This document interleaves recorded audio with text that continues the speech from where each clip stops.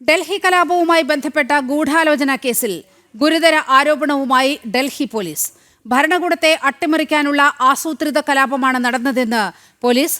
പ്രതികളായ ഉമർ ഖാലിദ്, ഷർജീൽ ഇമാം, മിറാർ ഹൈദർ, ഗുൽഫിഷ ഫാത്തിമ എന്നിവരുടെ ജാമ്യാപേക്ഷയെ എതിർത്തുകൊണ്ട് ഡൽഹി പോലീസ് സുപ്രീം കോടതിയിൽ സത്യവാങ്മൂലം നൽകി.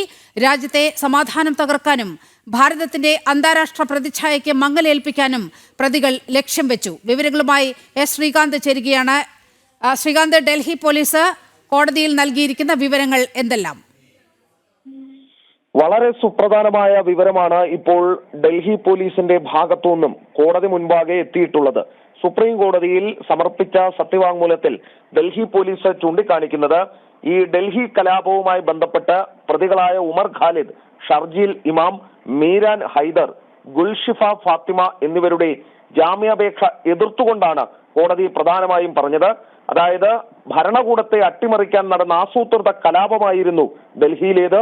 രാജ്യത്തെ സമാധാനം തകർക്കാനും ഇന്ത്യയുടെ അന്താരാഷ്ട്ര പ്രതിച്ഛായയ്ക്ക് മങ്ങലേൽപ്പിക്കാനും പ്രതികൾ ലക്ഷ്യം വെച്ചു എന്നും പറയുന്നു.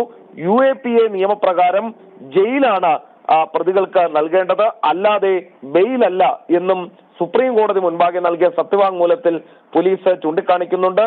സ്വാഭാവികമായും ജാമ്യാപേക്ഷ തള്ളാൻ തന്നെയാണ് സാധ്യത. എന്തായാലും കോടതി മുൻപാകെ കേസ് ഇരിക്കുകയാണിപ്പോൾ. ശരി, ഇതുമായി ബന്ധപ്പെട്ട് വിവരങ്ങൾ പുറത്തു വരുമ്പോൾ ഒരിക്കൽ കൂടി ശ്രീകാന്തിലേക്ക് എത്താം. ഡൽഹി കലാപവുമായി ബന്ധപ്പെട്ട് ഗൂഢാലോചന കേസിൽ ഗുരുതര ആരോപണമാണ് ഡൽഹി പോലീസ് സുപ്രീം കോടതിയിൽ സമർപ്പിച്ചിരിക്കുന്നത്. വാർത്തയുടെ വിശദാംശങ്ങളാണ് ശ്രീകാന്ത് നൽകിയത്.